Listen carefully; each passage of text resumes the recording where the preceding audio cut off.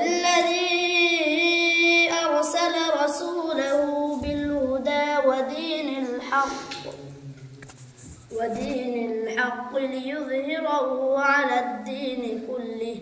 ফয়সাল আহমদ খুব কম বয়সে সে হাফিজে কোরআন হয়েছে।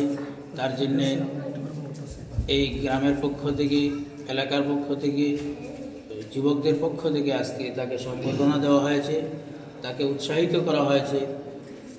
আর আপনাদের মাধ্যমে আমরা জানাইতে চাচ্ছি যে এটাই যে তার ভবিষ্যতে যেন সে আরও বড় আলিম, বড় উচ্চ দরজায় একজন জ্ঞানী ব্যক্তি হয়। এটাই আপনারা তার জন্য সকলে দোয়া করবেন।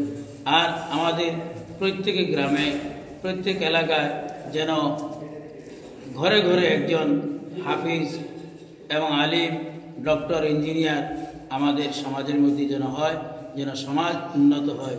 এটার দিকে আমরা মুসলিম সমাজ যেন ভূমিকা পালন করি। এটাই আমার দেশবাসীর কাছে, এটাই আমার আহ্বান।